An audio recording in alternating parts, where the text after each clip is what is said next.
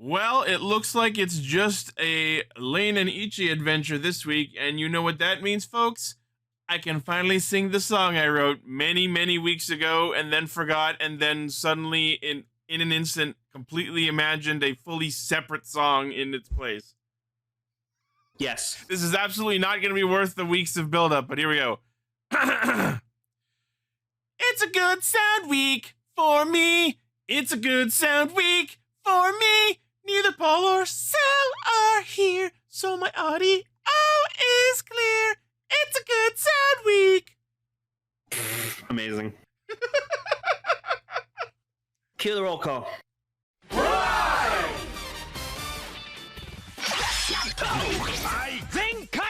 Connect. Loading. Broadcast. Perfect! Showrunning super savant. Level up. Bluecaster super Ichi. Loud and online. Greycaster, Robolane. Combining comedy and critique. On air since 2014. Radio Sentai Castranger.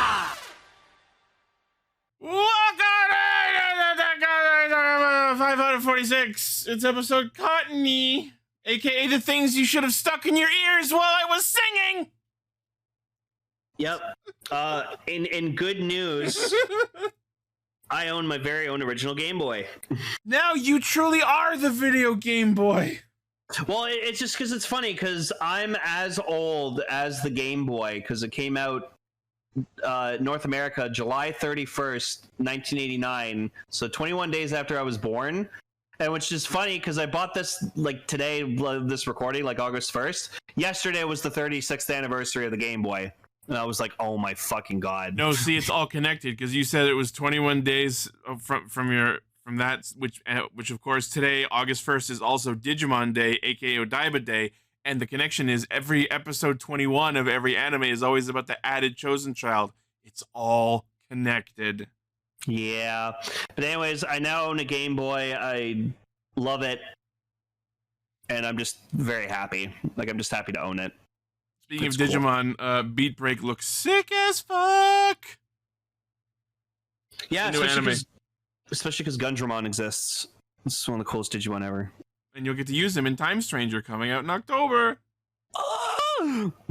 Are you playing games on it? I mean, I can. I have the James Bond 007 game. But apparently they made 2 RoboCop games for the Game Boy, so I might have to get my hands on those. I suggested you get a flash card for it. You could probably run that. That too, but I'm probably just going to get you to load my Retroid up with every Game Boy game ever, so... Because I looked up how big the entire Game Boy library is, and it's only like a few megabytes. Welcome to old tech. Hell yeah. Anyways, for those listening to us for the first time, me and Ichi are a pair of Game Boys that get together every week to talk about Kamen Rider Super Sentai and a third thing. That's how you tie it all together. Yep. So yes, our topics for this week are Gavv episode 45, Gozyuger episode 23, and perfect since we're having a Buddies episode this week, our featured topic is episodes 2 and 3 of Dogengers season 2, Nice Buddy. Yeah. Really good season. Probably one of the best seasons of Dogengers. I would agree with that. I wouldn't say it's the best, but it is one of the best. Yeah. No, season 4 is like peak. Oh, that was so good. And then High School season 3 is like my personal favorite because I just And really my thought it was personal fun shit. least favorite. I know. We'll get there when we get there. But anyways, first we got news. Yeah, News mode. All right, first on the docket, Kamen Rider 007 news. The Zeztz Twitter account revealed some staff members for the upcoming series. Directing the show's pilot episode is Kazuya Horiyuchi, who did the Saber Trio of Deep Sin movie. Oh, that was a really good movie. That's a good sign. That's a good one. Serving as action director is Jun Watanabe, who did Build and Revice. Also good signs. Also, he was the secondary writer suit actor for like a while. Composing the show's music is Hiroshi Takaki, who did Gotchard and Abba Ranger. All right. As well as Go Sakabe, who did 01 and Gavv. Okay. Both banger soundtracks. Good shit. And then prior to this, we knew about the producers. Executive producer Takahiro Okawa, who worked on Gavv. Producers Keisuke Shibataka, who worked on Gavv. Hisanari Yanaka and Yosuke Minato, who worked on Gotchard. And Shota Takasaki. We also got a bit of info about the main character, Baku Yorozu. From his actor, Ryutaro Imai. This is his first lead role in a series, and he is a longtime Double fan. Hell yeah. In his message, he states, "Becoming a Kamen Rider has always been my dream and goal, and now that dream has finally come true," which is great because the show is about dreams. That last bit wasn't part of his quote. Dreams are something anyone can have. I hope this series encourages others to follow theirs and brings joy to everyone who watches each week. I mean, we will, because we can watch it legally on YouTube. Hooray! With subs. So. In the series, Baku Yorozu is a mysterious agent who dives into people's dreams to complete secret missions. Also, I've only heard this as a rumor, but apparently they might also make an English theme for the show by Imagine Dragons. And I'm like, that'd be kind of cool. Okay. I wouldn't be against that. I did see that someone was tweeting like a teaser that whoever is doing the show's theme song is supposed to be a big deal. So we'll see what happens. Yeah. All right. Boy. Next, I guess so. We have images of what is unfortunately apparently called the Breed Gavv. It is the Breed Gavv. I'm filing that under the Gourd Drive category, and I think it was supposed to be Bleed Gavv because it's about tooth decay. No, it's apparently Breed. That's what everyone says. And I have to say, like, the version of it I like the best is the one without either of the skin plates on it. I also am with you on that. It's a very nice, clean, like, silver and blue. So yeah, right? Yeah. And what's interesting is it doesn't have the same crank as the red and black ones. It looks like it's got, like, a separate handle that does not crank, potentially. It does have the button on the right, and then it's got to be something related to like dentistry. It's got to be like something. Well, yeah. We know that the forms that the movie villain riders will take are C1 and C3, which are different levels of tooth decay. Oh, and it doesn't read Gochizo's. Cool. Oh yeah, because they all use the Terror Gochizo. Yeah.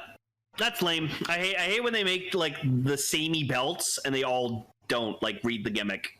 Fucking samey belts. Yeah. So yes, the toy version of the Breed Gavv. Jesus Christ! Look at that Gochizo's face. Oh yeah. So oh my god. The Breed Gavv comes with the Terror Gochizo and the C1 and C3 cover parts, so you can be the different versions of Carius. That's terrifying, Decker. That's fucking terrifying. Oh my god. Yeah, the Terra Gochizo also has its own unique sound gimmick. You can activate the Gochizo voice or the Carius voice by pressing the button on the back or the side. It also has an automatic Gochizo talking mode, and with certain operations, the Terra Gochizo will automatically play 5 random Gochizo noises. Premium Bandai web exclusive 10,340 yen releasing in January. But does it have Clarp quotes? Clarp? Yeah, does it have Clarp quotes? We need more Clarp. Maybe if Clarp is one of the versions of Carius, I don't know. I don't think so. I feel like Clarp's gonna fucking die like super badly. Clarp feels like this guy's version of Nyelv. But, like, more pitiful. Also less cooler, because Nyelv's pretty cool. Yeah, okay. Interesting. Next. Hey, let's go, Decker. Good shit. That was right. Next, we have the DX Hexenheim Gochizo and Ue House Gochizo, which are That's the cute. movie... It's a little castle. Yeah. I actually really, really want the Hexenheim one, because I love that. It's supposed to be like the mansion, like the candy house, but it does very much look like a castle. You just gotta plop it on top of like X Fortress, and there you go. Yeah. So each one can activate its own Gochizo voice with a button. The Ue House Gochizo also includes Shouma's character voice, and the Hexenheim Gochizo includes Tauren's character voice, as well as Shouma's. The Hexenheim Gochizo also has background music, and of course these are compatible with the DX Gavv belt. And these also have the automatic Gochizo talking modes. They're just putting that in all of them going forward now, are they? Okay. The inside of like the second one, like the more colorful looking one, it looks like the Pringles mascot with like a pink mustache. That mustache looks exactly like the Pringles one. Oh, I see it. Like the little chocolate drops are the eyes. Yeah, I see it. Looks like the Pringles guy. The scans don't show it here, I don't think, but apparently the Ue House Gochizo allows Valen to use the arm and foot attachments from Punchin' and Kickin' Gummy, apparently. Okay. Yeah, see? I'm right. It looks like the Pringles mustache. Yeah. That's awesome. Right. All right. So, Premium Bandai web exclusive, this 2-pack, 5280 yen, also releasing in January. So, this shit will come out around the time that we'll finally get to see the fucking movie. Yeah. I will say, like, the Ue House one, I'm not sure what it's supposed to be, but it looks like an upside-down ice cream cone. I think it's supposed to be like a Neapolitan ice cream cone. That would explain why it looks like it's chocolate, vanilla, strawberry inside it. It looks like crepe. Okay. Whichever. All right. Whatever. Moving on. Speaking of Gochizo, we have another set of Rider Gochizo series. New species discovered. They're just gonna fucking like. They're proliferating. Make these forever. No, they're just gonna keep coming out with all these fucking repaints. Decker shared the scan that showed Valen using the Ue House. Oh yeah, so we get Punchin' and Kickin' Gummy, and also the giant fucking boots from the candy form. Yeah, Buruken. Yeah. So Bandai Japan posted images of this new species discovered sets. It features brand new Gochizo not yet seen in the series, 3 new Gochizo, 1 EX Gochizo, and 2 new flavors and colors of previously released Gochizo. Oh, there you go, Ichi. It's a blue Zaku Zaku chips. It's more cyan, but yeah. I mean, I already have the normal one is sour cream and onion, so I already liked it. Yeah. Okay, so new species discovered version 1 comes with Poppin' Gummy EX, Zaku Zaku chips garlic flavor. Oh, hey, garlic chips are good, man. And Gurukan matcha milk flavor. Matcha milk. 1980 yen for the set, August 8th release. All right. Then we have the version 2 set, which comes with Zaku Zaku chips EX. I don't know what the difference is. I think it's just transparent. Yeah. Chocodan strawberry flavor. Okay, strawberry chocolate's good. And Poppin' Gummy honey flavor. Aw. Honey's also a good flavor. Yeah. These also August 8th, 1980 yen. Then we have version 3, comes with Fuamalo EX, Zaku Zaku chips barbecue flavor. Okay. And Poppin' Gummy muscat flavor. I don't know what that is. Yeah, I don't know. Same price, same day. Then we have the version 4 set, which comes with Chocodan EX. Oh, I see what the difference is with the X. The stickers are they're like holofoil cards. Got like a shiny pattern to them. So Chocodan EX, Gurukan orange flavor, and Poppin' Gummy peach flavor. Okay, muscats are just like giant ass grapes. Okay. I did see grapes. Yeah. I did see grapes on that one, so yeah, that makes sense. Oh yeah, it's a grape candy. Cool. Grape gummies. Yum. Moving on to version 5, comes with Gurukan EX, Chocodan matcha flavor, and Fuamalo lemon flavor. Gloss me at matcha. Yeah. Same price, same day. Okay. But yeah, this is cool. I like that they're doing this. I like that we're getting what is basically the Gochizo equivalent of regional variants of Pokemon. Yeah. And it would make sense that they'd make different flavors because snacks like this would come in these sorts of flavors. What I need is a Guru Can cherry flavor, and then I'll buy that one. Oh, there you go. Because that's the shit I actually have. Choco Dan, are you insane? You know how spicy that would be? I don't think so. Everyone post in the comments what sort of Gochizo variant you would buy. I'd want a peanut butter one, like a peanut butter Choco Dan. Yeah, I can see them doing that. That would be hilarious, actually. Yeah, it'd be the unofficial Reese's Gochizo. Yeah, we would call it the Reese's Gochizo. Oh my god, they made Gochizos of Gavv, Valen, and those Vram. didn't come up in my news feeds, but yes, they have Gavv, Valen, and Vram Gochizos. I would love to put the Valen one in the Valen Buster. That'd be hilarious. How does he eat himself? The answer to how these finger off. The answer to how these Gochizos get spawned can be found on fanfiction.net. Exactly, Decker. He'd be Kamen Rider Valen form. Correct. I mean, wasn't there a Gaim Arms? Yeah. Hashtag Gavv job. Moving on. In the upcoming Gozyuger summer movie, there will be guest stars transforming into more Universe Warrior Reds. Cool. So we're gonna have Shoko Nakagawa as Universe Denji Red, Sunshine Ikezaki as a replacement Universe Don Momotaro. I don't know who Gorgeous is, but they are Universe Gokai Red. Legend? Is Legend gonna be in this? I wish. That'd be funny. I fucking wish. And then from Tokai on Air, Tetsuya as Universe Deca Red. You know what would have been absolutely fucking hilarious? You know who they should have gotten as Universe Deca Red? The guy who played Akagi from Akiba Ranger. Oh, yeah. Oh, okay. Decker's pointing out that, like, there's a new Universe Don Momotaro, and then the old one's back. Oh, yeah. I see him in the image. Yeah, so Sunshine! The same guy. So there could be two, like, more than one rival Red? Interesting.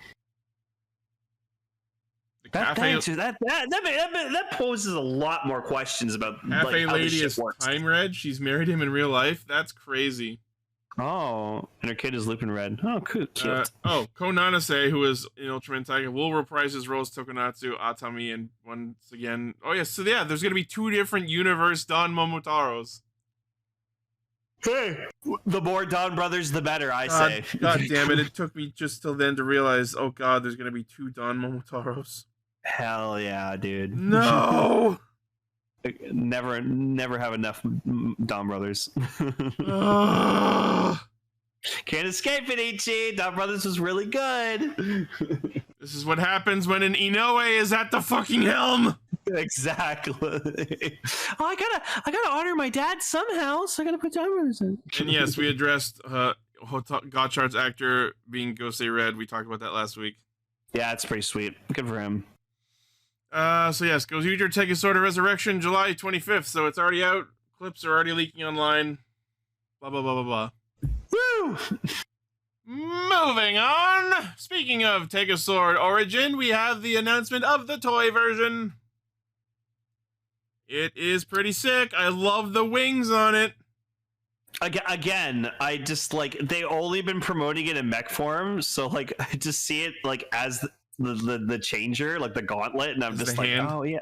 Yeah, I was like, oh yeah, it does change the hand. You know what this is? This gives me the same energy as the Jackpot Striker, where it's a red, cooler version of the primary thing. I feel like if they're smart about this, okay, Ichi, hear me out. They redo this one. It's like blue with like a silver blade. That'd be cool. If they did a blue and silver Take-a-Sword, I might die. Decker, I need you to take this shot of it in changer mode. I need you to change the red to blue and the gold to silver. I need you to do that for each. Unquestioned, if they put that out, I don't care why it would exist, but if they put that out, I would buy it. Like, yeah, like take my money now. I'm only getting the Universe Sword and the Pat Ranger ring, and that is it. That is the extent of my Gozyuger collecting. So far, there hasn't really been anything Gozyuger wise that I've wanted to buy, but if they did a blue silver one, I would buy it. Like I said, I'm giving you the Lupin Red ring, so you'll have that at least. Yeah. Yeah. That'll go on the shelf next to my actual VS changer. Imagine a Tegasword origin for each Gozyuger. That would be sick. They should do that. That would be the sickest shit. They should really do that. But yeah, so we're getting a toy version of Tegasword Origin. The color of the body is a striking red with a luxurious gold finish. It's really pretty. Like, that's a really cool fucking. It will have a toy. wealth of new voice lines, including Tegasword's voice dialogue and various transformation sounds. Hey, there we go. That right? Look how fucking sick that looks. Yeah, that's cool. There you go. That's the Tegasword built for Ichi. Yeah. So yes, it includes the exclusive Sentai Ring Tegasword Red Origin version, which is the headpiece of the robot mode. Yeah, there you go. You just called the Tegasword Ichi. Yeah. Fuck yeah. Yeah. Hell yeah. People have been making their in the Discord. People have been making their like Tegasword OCs, and we, you know how like Tegasword, Tegajun, and Gudabon make like rock paper scissors. Yeah. So my comment in the Discord was, okay, so now what we need as the bitchy aunt, Tega Lizard, and the crotchety grandpa, Tega Spock. Lizard.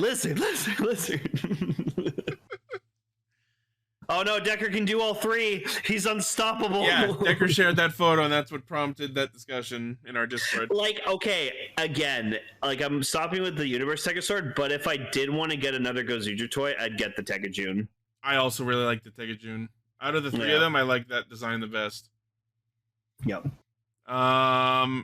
Okay, so let's see. Blah, blah, blah. Newly recorded transformation sounds. It is compatible with the rest of the Sentai Ring series and recognizes each Sentai Ring individually and has unique sound effects. That's interesting. So if it does recognize all the rings, I wonder how different the transformation sounds will be. Oh, does that mean it's gonna have its own like standby jingle? Because like the normal Tegasword and the Universe Tegasword had different jingles. Is this one gonna have like a third standby chime? That'd be cool. I haven't watched the video about it yet, so I don't know. It has a rock version of the Universe Warrior sound. That sounds awesome. I'm gonna listen to that later. Ooh. I guess they understood that the fandom likes that song better.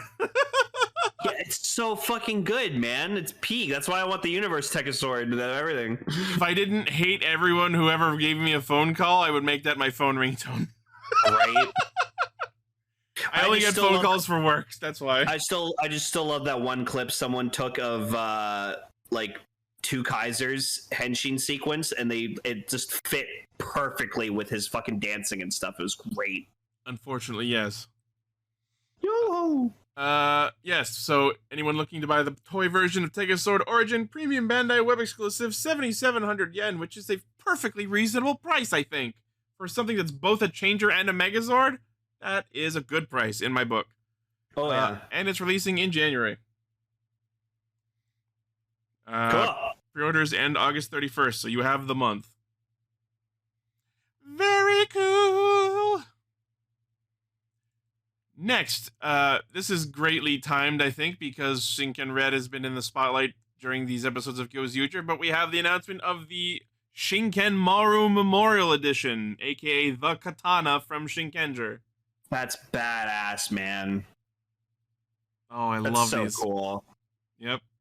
Because if you look at the DX toy, it's just so dinky. Yeah. It's so fucking tiny, dude. The Memorial Edition of the Shinken Maru is 800 millimeters in length, which is 190% the size of the DX toy. The balance of the blade has been revised to achieve a proportion closer to the one seen in the series. The paint color has been revised. The surface details have been faithfully reproduced with fine modeling. And I love that like they purposely have one of the slides show you how well the reflection from the discs are reflected in the reflective silvery part of the blade, so you can see the art as the disc spins. I always loved when they did that in the show. Yeah. It was so cool. God, that's so cool, man. The set comes with 6 Hiden discs, which are the common discs, and the 5 Primary Rangers origami discs, which is Shishi, Ryu, Kame, Kuma, and Saru. The discs have been redesigned. Sorry, go ahead. I was just gonna say, now they have to one up themselves. The only way they can one up themselves, 1-to-1 Recondizanto. Could you fucking imagine? That'd be huge, dude. It might be the biggest thing they'd ever release. Yeah, no, that thing is fucking ginormous. Oh my god. Could you imagine seeing that on the wall in someone's house? Yeah, you walk in, you're like, oh, sorry, have you noticed my cool 1-to-1 scale Recondizanto? It actually transforms into Ozutsu mode. Yeah, exactly. The complete selection gigantic Recondizanto. Yeah. They could do it. They could do it. Yeah, they could do it. It would be like $1,000 fucking dollars, but they could do it. Yep. And then you just have Mark Okita's voice just doing Recondizanto. Like, it was so cool. The Hiden discs have been redesigned to match the new size of the Shinkenmaru. The side and back have been given a more 3D shape, making them closer in appearance to the series. The Shinkenmaru is packed with various sound effects that allow you to properly roleplay as a Shinkenger. In addition to the sound when inserting the Hiden disc, the sound of unsheathing the sword, the sound of carrying the Shinkenmaru on your shoulder, the sound of stroking the blade, the sound of clappers. Say that. I'm just reading the article, dude. I know. And Don't stroke your blade. And many other sound effects included for each characters, and you can switch between character modes. The Hiden discs, the rotation while in the Shinkenmaru has been improved. The rotation is now smoother with less interference. Pressing the trigger activates sword attack sound. Rotation of the disc activates special move sounds, including Shinkenmaru Flame Dance, as well as combined special move sounds. And, as expected with any Memorial Edition toy, it has a BGM button. It's got the TV-sized theme song, 2 other songs. The handle has a control button, allowing you to recreate the action of controlling the giant robot Shinkeno. Neat. Oh my god. And you can activate Shinkeno's Hisatsu by rotating the Hiden disc. Premium Bandai, web exclusive, 33,000 yen, releasing in February. Yeah. Now, do you know what would actually really benefit from the memorial treatment? Make a memorial of the Ichibanto from the Ninja. I feel like that would be a very worthy upgrade. I can see them doing that. Because then you could have them come with all the nin shurikens, and then what the best part about it would be, it'd be 1-to-1 scale size, and then also whatever nin shuriken you put in, it just plays the sound for that one ninja instead of doing all 5 of them. Yeah. You know what? That functionality alone, I think would be worth it. I thought the Ichibanto was a pretty cool changer because it just like. I thought you were just using this as an excuse to ramp up to complete selection modification burger morpher. Oh, Ninja Star Burger? Oh no, that's the next thing they need to do. Yeah, that's what I thought. Come on, man. The Ninja Star Burger is fucking peak. Such a good changer. Wow, wow. Wow. All right, next, SH Figure Arts Kamen Rider Ichigo Sakurajima version. Glorious Showa Rider Edition. I don't know what that means, guy. So, like, throughout, I don't know the fine details, but throughout Ichigo's airing, there was a bunch of different versions of the Ichigo suit, and this is the one labeled as the Sakurajima version. Let's see. Based on Kamen Rider Ichigo's second form in the TV series that was first seen in the show's 40th episode, this item is a re-release, okay, with some upgrades. The upgrade that makes this release a glorious Showa Rider edition is that the figure features a fabric scarf with a wire, thus allowing you to pose the scarf in various ways. Okay, so it's a re-release of an old figure art of it, but it comes with a more accurate scarf. But it's got a new scarf. I want it, me. I mean, I can't deny I'm looking at all these pictures with the scarf posed, and it looks good. That's sure Emma scarf. That is a real-ass scarf. I love that his antenna looks like fucking bendy straws. I mean, it was 1971. What do you want? I know. They were trying, okay? You know. I don't know how much context is given to this in the show, if it's like actually treated as a form change, or if it was just like we had to do it for behind the scenes reasons. I think it's because they like broke the helmet or something like that, and then that's why they had to change it. Yeah. There was a lot of that. Because Ultraman, the original Ultraman had 3 different suits: Type A, Type B, Type C. Type A got water damage. Type B was stolen supposedly, and then Type C was the one we know and love today. So this figure is 9,900 yen and is only exclusively available at the Tamashii store events, releasing in September. Cool. I mean, I do prefer this version of Ichigo because I like the black and green on him way better. It looks cooler. I think the black helmet looks cooler, but Yeah. that's just me. Yeah, makes him look more like a grasshopper, you know? All right, next. So my usual site didn't have an article for this, but apparently we're getting a premium DX memorial release of the Doom Geats buckle. I mean, they already did Geats 9, so might as well just do Doom Geats. Did they do Cross Geats? I don't remember. I feel like if they were, they should have already, because why would you do this first before Cross Geats?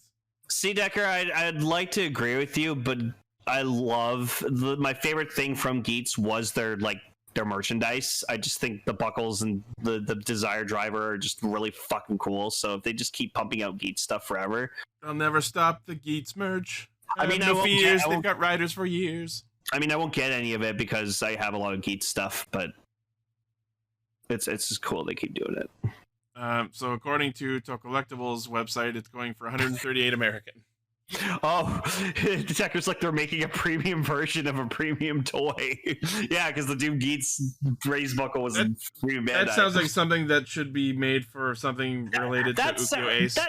That sounds like something premium Bandai would do. It's like, hey, why don't we already take a thing we made and make it No, here's the thing. Premium. Remember, Ace is the star of the stars of the stars. So, of course, there should be a premium of the premiums of the premiums. Yeah, but this was the shitty asshole future Ace. True, but it is still Ace. I know, but it was the shitty fucking asshole Ace who was like, yeah, everyone's gonna die. And I'm like, yep. What? It was bad timeline, future, nihilist asshole Ace. Yeah, no, I didn't like this Ace. I was like, you are the shittier Ace. He was a real ace hole, and I'm sure I made that joke when we talked about that. He was. No, I always defend Ace. Ace is like almost like Captain Marvelous level of badass. I was like remembering like Geats and Q Ranger and all those old shows we really loved, and I spent way too long looking at clips of fucking Punk Jack. Literally last night. Yeah, because Punk Jack's amazing. Exactly. Yeah, you can't go wrong with Hallelujah Win. Like, God, that name is so fucking cool. Yeah. It's such a cool name. Anyways. Speaking of premium and Geats, Premium DX Memorial Powered Builder and Gigant Raise Buckle Set. Okay, that's cool, because, like, this thing's already fucking big in DX form, so this thing's probably even fucking bigger. And apparently it fits all the, like, additional, like, weapon attachments. So like, because I think they did one for like hammer, I think Buffa's sword, so I think those fit in the it comes with the hammer, sword, and blaster. Yeah, I can read the axe apparently, so that's good. Oh yeah. Additional sounds have been added for the Magnum Shooter, Ninja Duel, Zombie Breaker, Beat-Axe Race Buckles, which were not in the original. And the weapon attachment buckles, they have like a nice like shinier paint on them. That's actually nice. Yeah. Yeah, that's cool. According to Tokollectibles, also 138 American. Like, I forgot the name of this rider. What was his name again? Seeker, that's right. Because it was because he was a deer, and it was a pun on Shika, which is the word for deer. I wasn't like his suit was all right, but I will say like this whole buckle and everything like about it, so cool. I think like I still have mine up in like my box with the Desire Driver stuff. I still have mine. Like I might sell it, but I might play around with it a bit more. Set so we'll see. Creation. Yeah, creation. And then I obviously have mine with the gun in it because it's a silver gun and it's fucking cool. Yeah. Oh yeah, now goes Dad for half an episode's right. Yeah. And that's the news. All right, cool. Lots of expensive shit as usual. Yep. In memoriam, my wallet. Yep. Not actually my wallet. All right.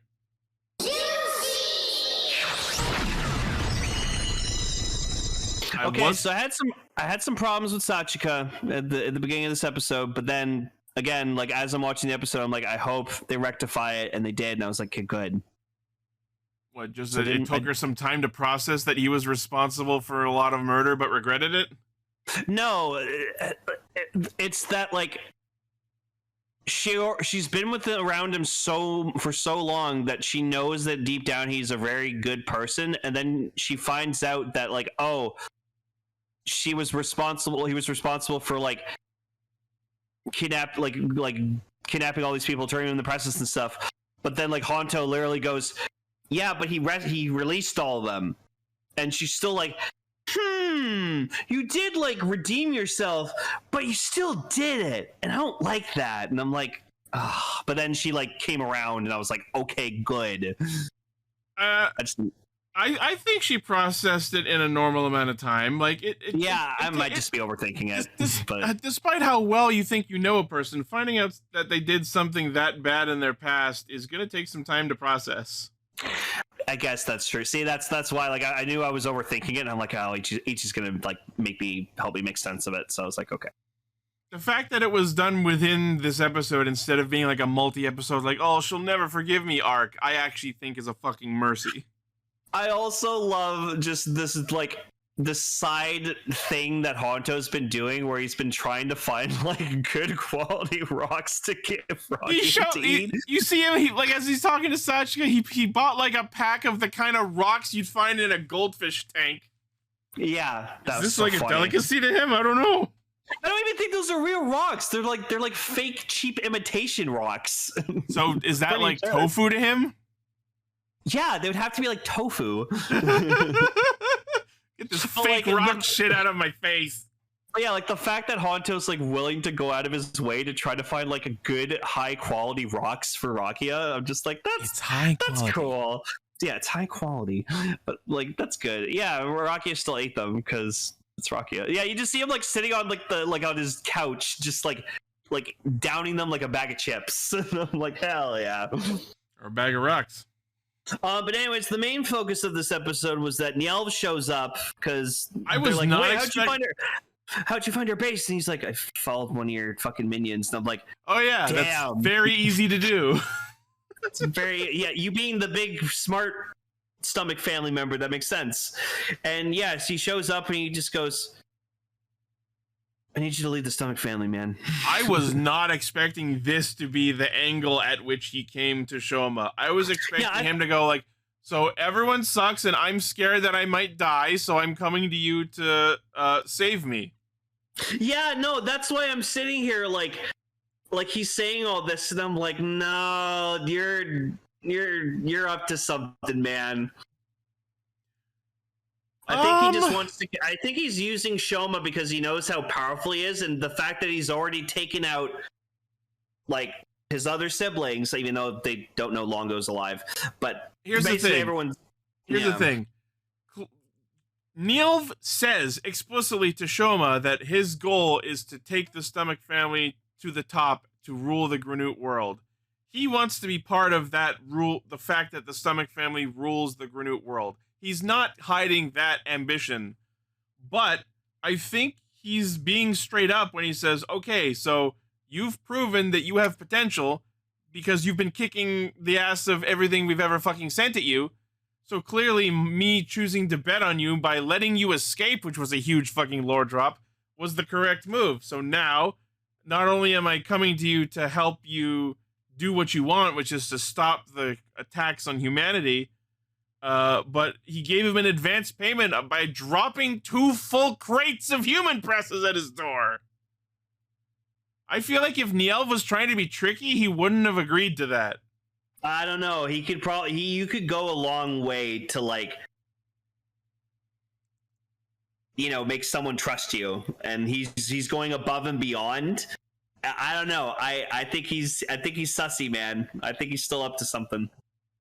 My biggest problem with this episode is, so after Nyelv makes this whole proposition to Shouma, Shouma chooses to process it he chooses to interpret it such that if I agree to his plan and go and lead the Stomach family, that means I can never come back to Earth again. And my immediate response to that is, fucking why?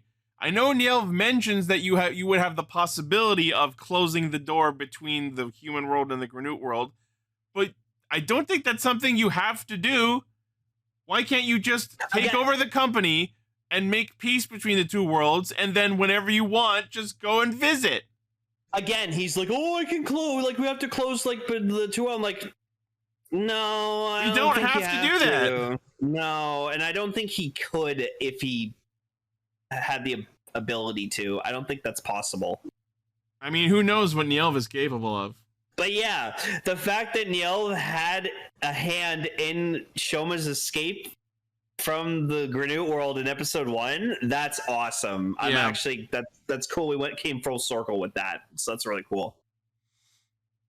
I agree that Nyelv is, up until now, he has been the, like, I care about my research and nothing else. But I would like to give Nyelv the benefit of the doubt and hope that there is some depth to his character beyond creepy science man. I don't know. I think he's tired of the president's bullshit. That is also part of it. He just wants Shouma to get rid of the president so that the presidency can be open. And then, hear me out, I think Nyelv wants to become president of the Granute world. He does say he wants to be in charge of the Granute world. So exactly. So that could be part of it. He'd have to be president. That could be part of it. But I think that's what he's up to. I think that's his end game. But hear me out, though. If Shouma goes along with his plan and gains the power to like take charge of the Stomach family, as this plan is implying he would, arguably, if Shouma has the power to dethrone the president, then if Nyelv were to take over as the president and start doing anything shady, Shouma would have the power to dethrone him as well. I don't know. I feel like Nyelv would be able to find a way to like get rid of Shouma, because like he's like, oh yeah, we can close the dimension. He'll just throw Shouma into one of those doors that like goes somewhere else, and then just lock that door, and he'll never be able to get back. If Nyelv is being underhanded about this whole agreement, that is probably the plan. But I'm gonna not take off the table that Nyelv is being at least partially straight up with Shouma.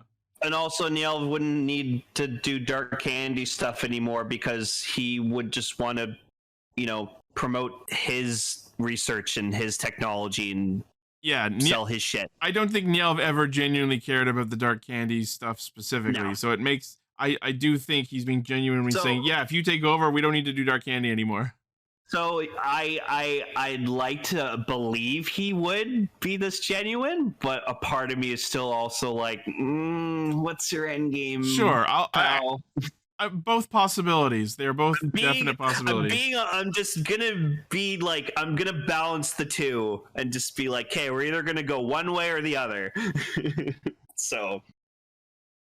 Our monster of the week, I was surprised to see, was a reskin of the Crab Granute, aka the guy who was played by Stinger from Q Ranger. Whoa, wait, is that the Stomach family? They're like super nice. They were like, God, they were yuppies. Jesus Christ. Glotto looks so too happy, and it actually creeps me out. Hello, where are the stomachs? You want to go on a picnic? No, it just reminds me of that Pepsi Twist commercial where they're in the hospital. The Belly family. God. A lost sitcom along with the Flintstones and Jetsons. Yeah, I don't like that. Also, Nyelv claimed he does care for the family, but we saw he doesn't give a shit about the deaths of... No. It may not necessarily be like the family in terms of the person, the people of the family, but I think he cares about the status of the family. He wants the Stomachs to be in charge. Yeah, I think he just wanted to be left alone to do whatever the fuck he wanted, but then, like, because he's part of this big family, he had, like, they were always asking him to do shit, and that's why, like, every time they asked him to do something, he's like, yeah, sure, okay, whatever, fine. Yeah. Yeah. And anyways, we're on to you, Nyelv, and your fucking bullshit. We're on to you. People in the Discord have been like, how does Jeep factor into all this? I will rewatch Jeep's like Bitter Gavv henshin the other day, and I'm so fucking disappointed that Jeep being Bitter Gavv hasn't been as big of a deal as we were hyping it up to be. Again, my honest theory is that like like I want the president to just be like, "Hey, you kill my daughter, I'll swear I'll adopt you as my own child, and you can have everything." That's what I would like. That's where I want her like Jeep to go, but it's not gonna happen. I don't think the president was going to adopt Jeep. Jeep is already like in-lawed. No, but that's what I mean. No, not adopt, but I just mean like, oh, kill my daughter, and then you can inherit everything. Like I see what you mean. Like my theory. Yeah. Oh, so if he were to kill Lizel, he then wouldn't be married, and then he would adopt. Yeah, that makes more sense. And then he'd inherit. Yeah, he'd inherit everything. So, because like obviously you can tell the president didn't want a daughter, but he puts up with her because it's like, oh, little girl. The bit where Rakia henshins into ala mode and the monsters like standing on top of the plates and then gets knocked off him. That was funny. I love that. I love that. No. I like every single time Rakia turns like henshins to the ala mode, he looks like he's just like more and more done. He's just like, oh fucking care. Well, because look at the visuals he's forced to endure. Let's just say it for what it is. It's fucking stupid. It's stupid, but I love it. It's a jar of piss and several fancy dinner plates. Also, we got caking again, and caking continues to fucking kick ass. Cake ass. Yeah. Also, I ship Rakia and Sachika so hard. Oh, everyone does. Rachika? Yeah, Rachika. There you go. Yeah. Yeah, they're cute. Hope they end up a thing. But clearly their relationship is progressing because the secret's out in the open, and now we're gonna work on moving past it. Yeah, I like it. Like he like shows his grenade form, and she's like not stunned. And Hunter's like, "What?" And it's like, "Oh, yeah, I already saw it." And he's like, "Yeah, what?" She already saw it. That's why she's not stunned at it. Yeah. So pretty good episode. It is culturally, it is the equivalent of seeing him naked because it's like his true unmasked form. His Gavv zone. Gosh, my Gavv. Only 5 episodes left, huh? Damn, what a journey we've been on with Gavv. I didn't even process that, but you're right. We are on the cusp of Endgame. And yes, next week, Shouma's stomach wearing Nyelv's outfit. Creepy, but I like it. Oh my god, I just realized if they ever did a Gavv, hear me out on this, if they ever make a Gavv Zeztz movie, like where they team up, it just needs to be called Sweet Dreams. Kamen Rider Gavv, Kamen Rider Zeztz, Sweet Dreams, the movie. And you know what the theme song needs to be? Hell yeah. Sweet dreams are made of me. Oh, right? No, especially the freaking the trailer version from whatever that fucking shitty Disney movie was. I don't know. I forgot what it was called, but it was a good song. Yeah, anyways, Sweet Dreams. Yeah, that's funny. We're going from sweets to dreams. That's actually really funny. Yeah. I love that. All right. Very cool. Engage. Yeah.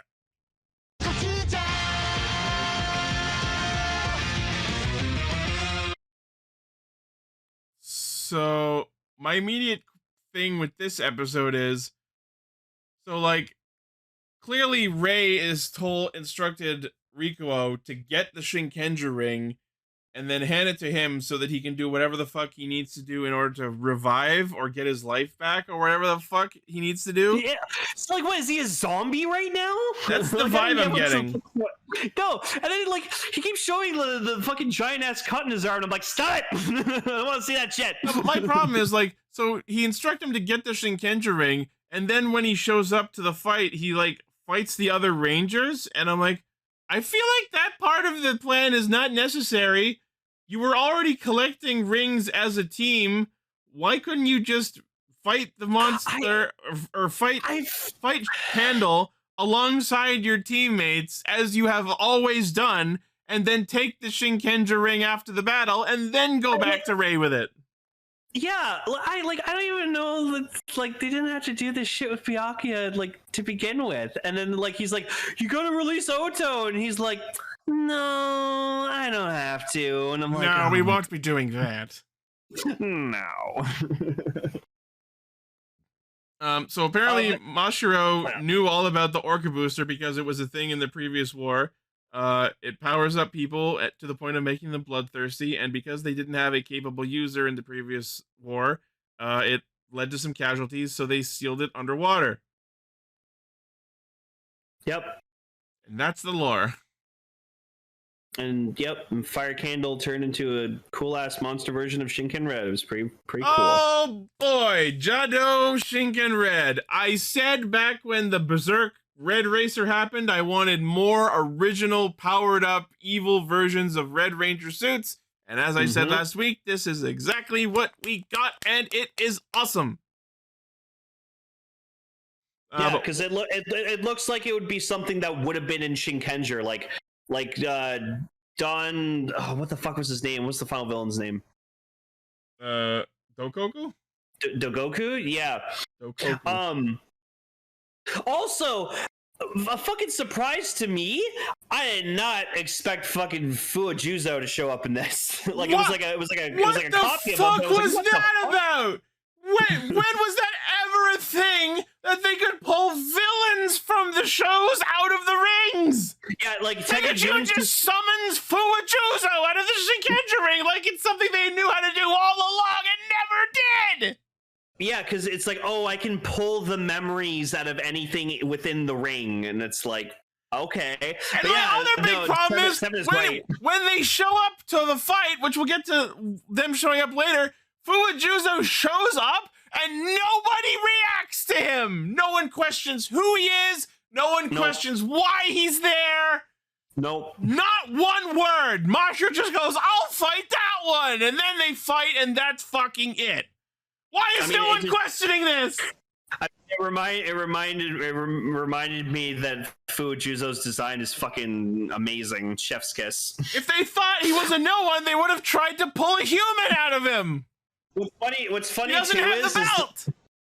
I was watching like the copy fight during the episode, and it was just so like flailing around and like not fighting the way Fujizo did, and I'm just like, yeah, this is like a shitty AI copy of like Fujizo, so it's like this one doesn't know how to handle Oromaru. He doesn't fight with the back of his blade, or you show him switching specifically to it.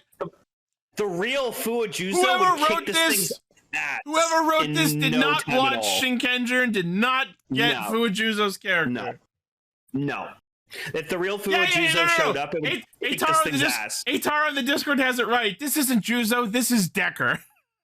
Yes, it's the fucking Power Ranger Samurai from version. the dub. But no, seven is right. It's the shitty AI copy. I know, but there's no reason the AI copy couldn't have had the combat intelligence of the person it's copying. No, because AI is not that advanced yet.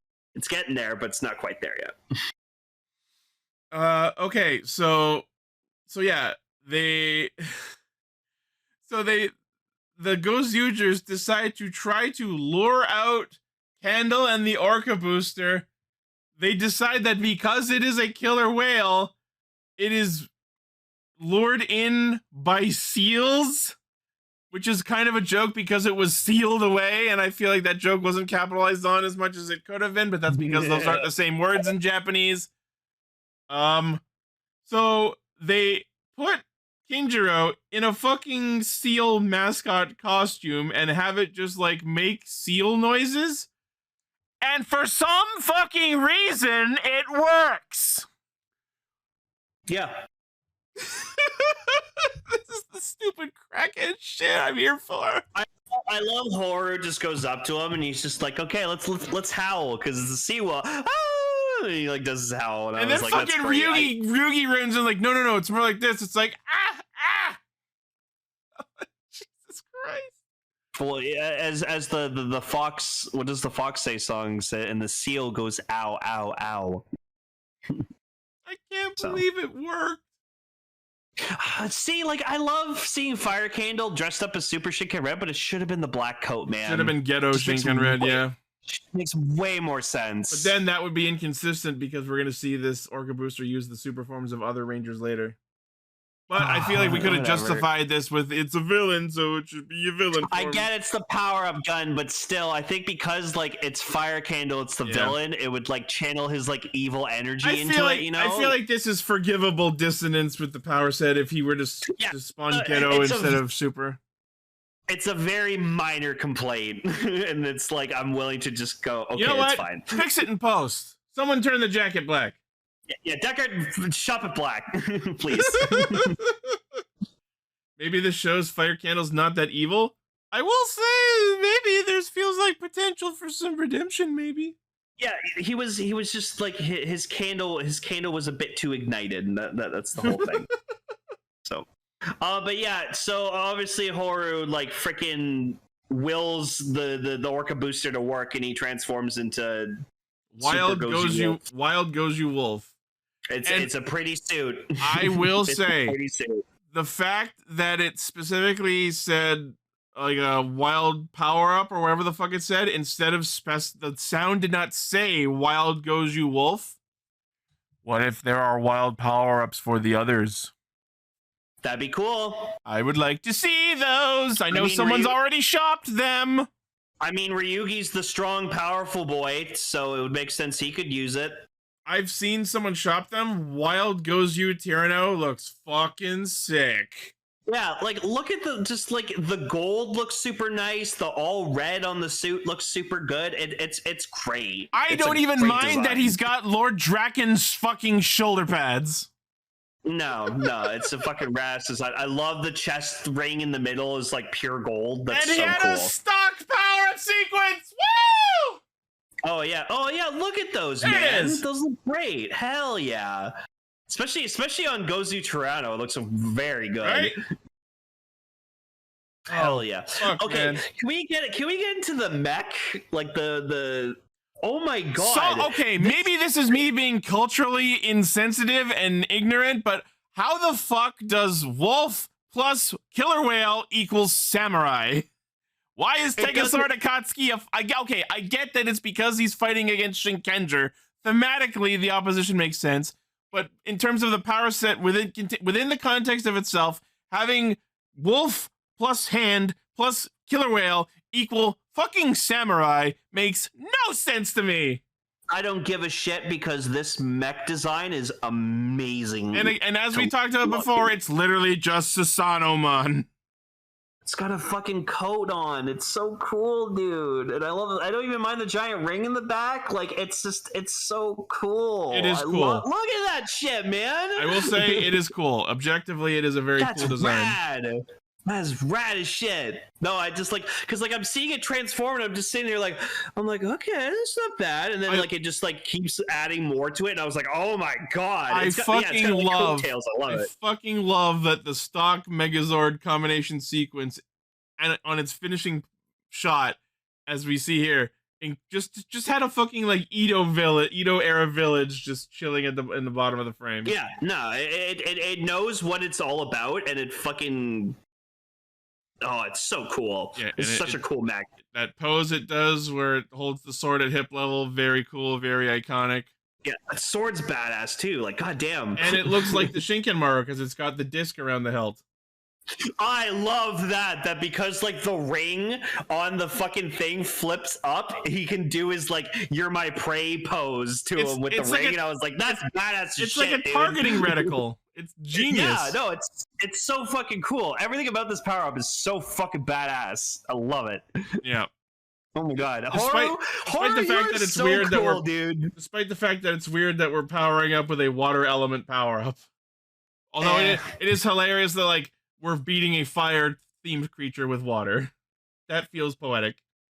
And he's red. Oh, and Wild Gozyuger Wolf's like Hisatsu attack was so fucking sick. I don't know if there was like a name for that attack. He didn't say it aside from just finish finger, but like that attack, that sequence, so fucking sick. Oh, it's so cool. Oh yeah, like they clash swords and they do like the samurai fucking like building gets sliced at the angle. Sunset thing. Yeah, it's so cliche, but it's so fucking cool. Yeah, they cut that building into pieces too, and I was like, "Fuck!" And then he does so cool. His Hisatsu, which of course is called Killer Whale Slash. Yep. Don't worry, it's I Sunday. can't The believe building's Cell, empty. I'm so happy Cell taught me that killer whales are actually dolphins. They're just giant ass fucking dolphins. And according to this episode, they are the wolves of the sea. Yeah, they're sea wolves. Why not? Whatever. I'm cool with that. Hoeru can fucking channel whatever the fuck he wants. I don't not give a shit. So, despite this feeling like this was going to be where Candle was going to die, apparently he survived. Thank fucking God. I'm happy. And I love he feels so fucking bad about like how he was behaving. He's like, Bouquet, I want you to hit me. She's like, no, I want you to hit me. I can hit you? Yeah. Just he gets ready for like a slap in the face. Now, and she normally, just immediately punches him in the gut. Normally, when scenes like this happen, they just like lightly bonk him on the head and go, "Does that count?" Hee hee hee hee. But no, Bouquet just went, Kia! Yeah, no, Sucked him in the fucking gut. Full on gut punch. It was so funny. I actually burst out laughing seeing that. Fucking love these two. These guys, these two are fucking idiot, dork ass morons, but I love them. I want more of them hanging out together. I feel like there is huge potential for them to be like Team Rocket vibes, the same way that Deko Toride and Itasha were in Boom Boonger, but there's not enough of them to acting together for them to reach that level yet. Oh, I wonder if Bouquet is gonna be the next one to like get like a universe Tegazord and become like a rival Red. That should happen when she figures out that Rikuo is Goju Leon. That's when that shit needs to happen. No, Decker, don't you fucking tell me I'm right. Do not yo, Magi Red, fuck yeah. She comes Magi Red in the movie. That's sick. Nice. That's actually cool. Yo, which means she's gonna get like the boxing gloves were greens thing. No, they all could use it, right? They all could do the boxing gloves if they wanted to. I don't remember. Yeah, I don't remember. It's been so long. But yeah, so they were like weirded out with like Byakuya's bullshit, and then like but they don't question him on it. No, because Mashiro comes in and just goes, "Oh yeah, we had him like do that to distract you, so Hoeru could get the Orca booster." And they said like, that, yeah, they said that Rikuo's bullshit was all part of their master plan to lure out and capture the Orca booster, and that I can't fucking believe anyone believed that. That is such bullshit. Such bullshit. Well, and also, that's why, like, this whole side plot with Byakuya just was not necessary. It did not need to happen. Props to Hoeru for the Nat 20 insight in going, so clearly you have some shit going on that you don't want to or can't tell us about. I'm not gonna press you for it.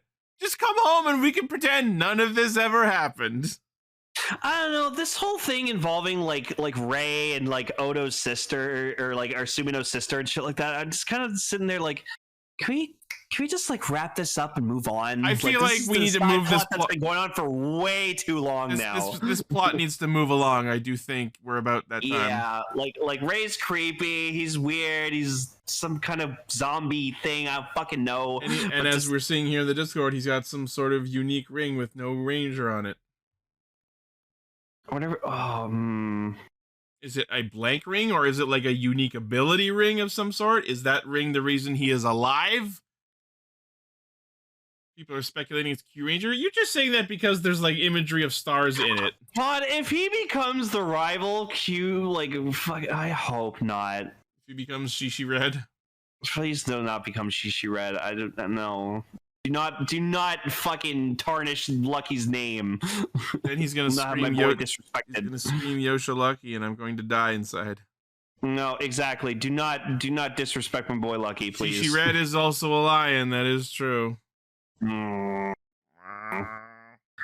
Anyways, next episode's gonna be fucking peak for me because we got the Lupin Pat episode, baby. It's Lupin Ranger versus Pat Ranger at high school. Hell yeah, look at this shit, man. I have been looking for it. Ichigo's a fucking nerdy hall monitor.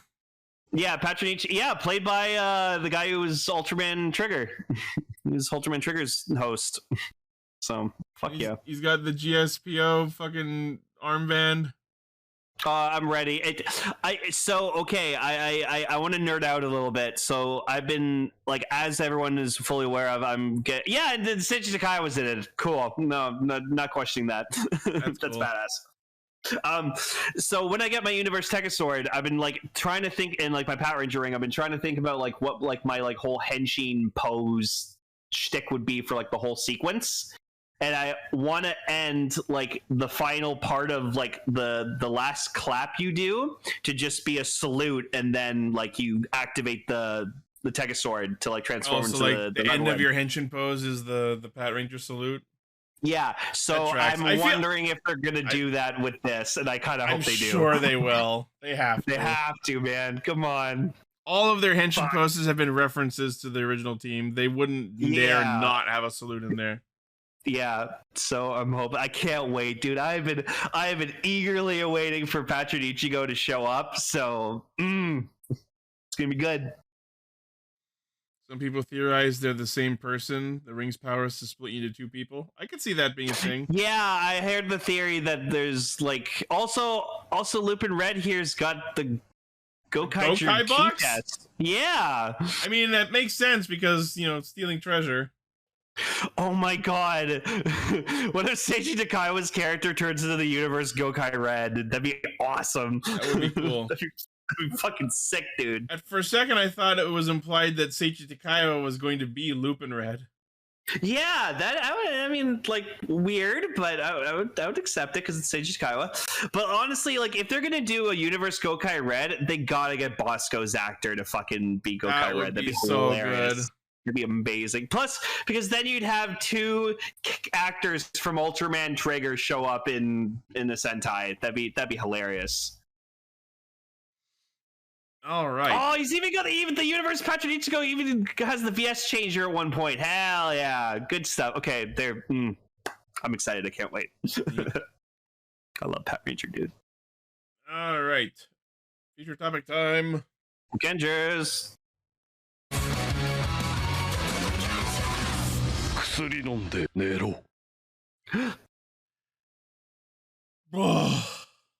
Okay, so we're back with more shenanigans of the Dogengers, one of the greatest toku shows ever manifested into existence.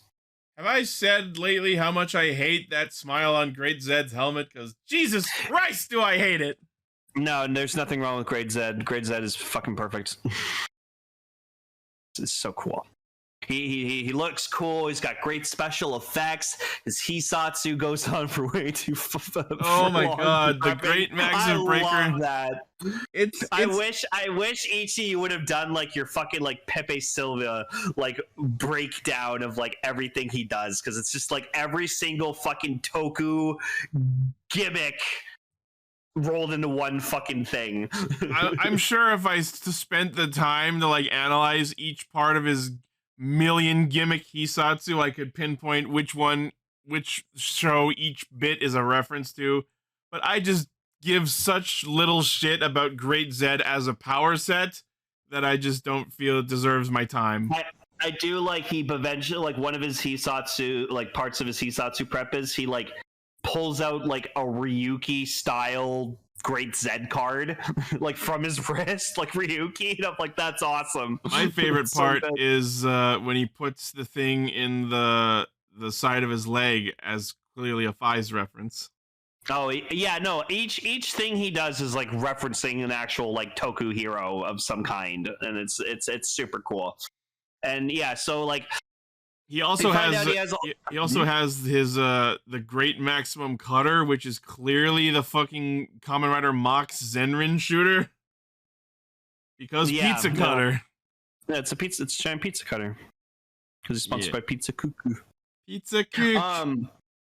But yeah, I like that the Hisatsu, like, especially when he uses it on Yabai Kamen, like at a later point, it like, you can clearly see it's being like projected by one of the drones. Yeah, so this episode goes into detail about his effect system. So these are the like flying drones that are typically attached to the back of his suit, and those drones have technology in them to produce all of the special effects that they use for their show. And also, it actually physically teleports people. Yes. What a fucking dichotomy. Like, it's a special effects system used for filming children's superhero shows, but also it's a functioning multi-person teleporter. Like, Jesus Christ. Yeah. I feel like we've buried the lead on this one, guys. So, yeah, so, like, part of Great Zed's plan is he gets the Dogengers kicked out of their place. He's basically capitalizing on how they're all terrible people. They've been canceled, as we saw in episode 1, and going, yeah, you guys are shitty fucking heroes, so I'm gonna take over now. By the way, I've stolen your villain. I've stolen your villains. They're gonna work for me. And also, I'm kicking you out of your place and moving in. Yeah. But that's okay, because Ogaman has already prepared a replacement base on the second floor of a furniture store. Yeah, it's so fucking funny. Because he's just telling, he gets them there through like a jump montage or something, and then he's like a jump shot, and he's like, yeah, look at all the style, like the interior decorating we have, and like and stuff. And they're like, oh, but it's a fucking furniture store. It's got a cafe though. Ooh. It's just so fucking and like the whole time, Kita Q-Man's just like so fucking pissed off because like in the first episode, Great Zed blew up his car. Rightly so. Nissan Zed, by the way. Yeah, which is the same model of car as the Fair Lady Zed from Maximum 2 and Wangan Midnight. I'm wondering if it was actually the Fair Lady Zed model or just some generic Nissan Zed. I say that I just said a lot of shit as if I know jack shit about cars, and I don't. I just want to clarify that. No. Yeah, you play too much Maximum 2. I played Maximum 2. Yeah. But I love that, like, at the end of this episode and in every subsequent episode in the opening sequence, they dwell on the shot of the Kita Q machine being blown the fuck up. I remember we watched this episode and we got to the end of it and they played the opening and you were just like, wait, we're now watching the opening? And it's like, yeah. It took 2 whole episodes for us to get to the opening title sequence. Oh yeah, we also forgot to mention Red Buster shows up in this. Yeah, so Great Zed is played by the actor who was the original Red Buster, Hiromu. Except he's blonde now. Riku. Yeah, his name's Riku. He's got blonde hair, which I think he surprisingly rocks super well. I forgot he was blonde until I rewatched this. Yeah, no, I saw him and I was like, there's Red Buster. But anyways, it's cool because, like, as you said before, Dogengers has like a lot of fun cameos like throughout, and it's great. So yeah, so he like kicks everyone out, and then like you buy Kamen, he's like, "Yeah, we're gonna be roomies," and he's like, "What?" I actually laughed out loud, like as like Riku's like moving into their old place, and you see like all these boxes as he's moving and shit, and fucking Yabai Kamen pops out of a box like he was fucking luggage. Yeah. Also, I like the detail with him is that the whole episode he has the X's for eyes. Because he's just tired and he's distressed. He's distressed. He's done with this shit. And he's so fucking desperate when he's fighting Great Zed that he literally calls for the Dogengers' help.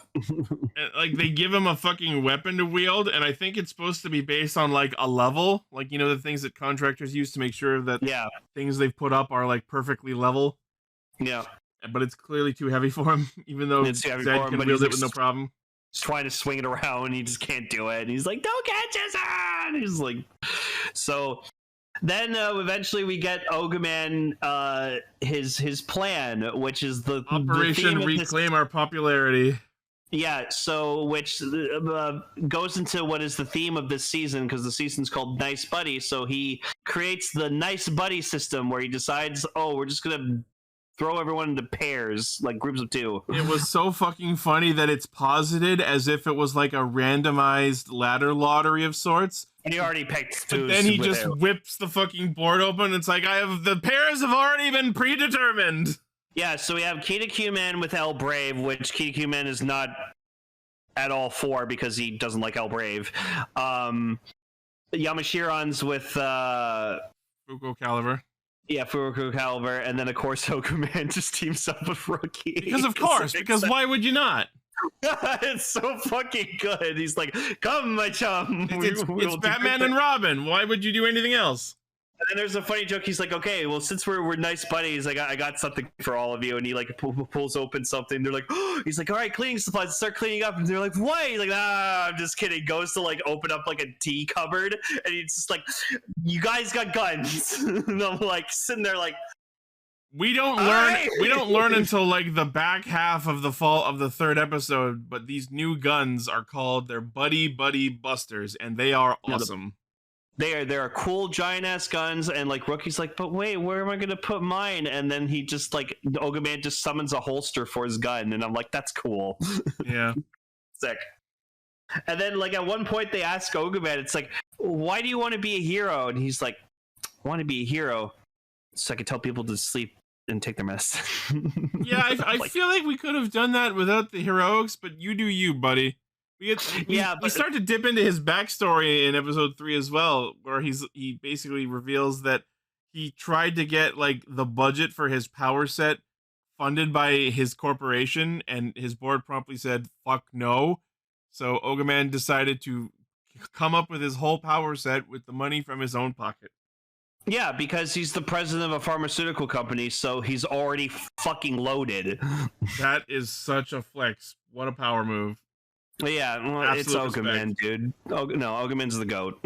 he's the best. I'll make my own superhero with medicine and instruction books. Yeah, so again, Great Zed's just trying to be the hero and stuff, and then like Tanaka at one point just goes like, "Oh yeah, I used to like watch the Great series like as a kid. I love whatever his name was." Yeah, so apparently one of those dolls that he and the female character whose name I have forgotten because I'm terrible. Miss Smiley chick. One of the toys he used to play with when he was a child during these flashback scenes was Great Ace, who was basically the Kamen Rider Ichigo of the Great series. Does anyone else think that motherfucker looks like he stepped out of Kinnikuman, aka Ultimate Muscle? To say, he looks like King Kinnikuman if he was like they took his skin and turned into a toku suit. I can't tell you. I tried to watch like the new like revival of the King Kinnikuman like show. It's so much fucking exposition, and like it was too much. I couldn't do it. I lasted 2 episodes. I remember even in the original that show had a lot of lore, and it felt like way too much for the show to deserve having. Yeah, the Ultimus was so cool. They fought a giant shoe man. Just weird. Honestly, it feels like something the creator of One Punch Man probably was inspired by. Yeah, it's a kick-ass theme song though, dude. Jesus Christ. So as episode 3 starts, obviously Kinnikuman is still pissed about his pairing, so he tries to challenge Ogaman to like rock paper scissors, or as they call it in Japan, janken. And Ogaman probably goes, "I will choose scissors. Fuck you all," and then like does basically like a Hisatsu where he uses scissors to blow everyone else away. Yep. Wow, the power of Oga Junkin. So good. And yeah, so Great Zed is filming more fights with Yabai Kamen, and like Jiro and Ogaman are having their discussion, like walking through the park, and then as we see the other Dogengers like around their TV watching, apparently Great Zed is filming this fight with Yabai Kamen and airing it live for some fucking reason. Yeah. Because Jiro just like walks in. Okay, here's the stupid part of this whole situation. So Jiro is following Ogaman because they're having a fucking discussion, and then as the filming scene is happening, Jiro just like cuts across the shot, walking right in front of the camera. Ogaman was not there in front of him, and then just like appears out of the other end of the scene as if he had already walked by. And it doesn't make sense, but it's fucking hilarious, so I'll let it slide. Well, no, I always say that Ogaman's like one of the funniest, if not the funniest character in this whole fucking show. I don't know if he's the funniest, but he's up there. He's got some good fucking jokes. Like I love that like he gets like killed, but then it's just he's just sleep deprived because he like never sleeps. Yeah. Yeah, that shit was funny. So they start using their new buddy busters, and of course, Rookie is terrible at being a gunslinger. Yep. But we get to see them use some of their new abilities with it. So Ogaman scans his like medical instruction booklet on it, which gives it like a stunning ability that like other actual Toku shows have had, where like they like do a projection that like holds the enemy in place. And then Rookie's ability, I don't know if this is something that like anyone could do, but like this is the way they choose to show it off. So Rookie charges his gun with the emblem on his suit, and that allows him to like fire an actual Hisatsu blast attack. And the funny part of that is it takes like a decent amount of time for the gun to finish charging. Yep. So Maid Hitsuki shows up, and obviously they're pissed because they want to work for Yabai Kamen and not Great Zed, so they start to clash. And Ogaman and Rookie defend them, so it's like we'll team up for now so we can have a proper fight with you later. And then as Maid Hitsuki gets pissed off, a new form happens just out of nowhere. Yep. Because he's so angry. It's cool, but I think I liked the original form better. I don't mind this new one. I also like that as Ogaman is fighting, he also pulls out of nowhere just a giant fucking sign / hammer with his company's logo on it. Yeah, that's Ogaman. That's cool. Yeah. And then we also see that Shaberi Man has decided to join the winning side, as he puts it, and he's now working for Great Zed as well. Yeah, of course he is. He's gonna be his hype man. Yeah. Yeah. Shaberi Man should be annoying, but I still genuinely like him. No, I love him. I just like. I know this is like going into like I think it was like season 4, but I love there was like he was trying to like get into a museum and he couldn't get in, so he just goes into the museum like not in costume. Oh yeah, and it was so fucking big brain. I loved it. Yep. Oh shit. Yeah. So that's it basically. Shenanigans abound, and then next episode we'll be focusing on the buddying of Kita Man and El Brave, and there was something about taking off their masks. I mean, we've already seen Kita Man's face before, but yeah, we'll see. We'll see. Yep. All right, that is pretty much Castranger for the week. Yeah. All right.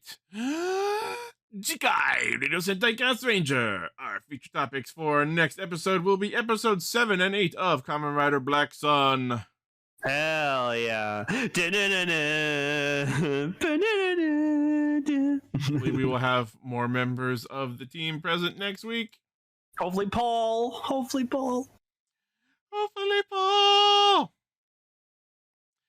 All right. Thank you all, everyone, for listening, watching, liking, favoriting, sharing, subscribing, hitting the bell, and being awesome. Let us know what you thought about these comments. Let us know what you thought about these episodes in the comments. Let us know what you would like us to talk about in the future. As always, the primary source of our hijinks is castranger.podbean.com. From there, you can find our Facebook, Twitter, Patreon, Discord, merch store, all of our cool shit. Yeah. Thank you all once again, and we will see you next week. Stay Game Boy.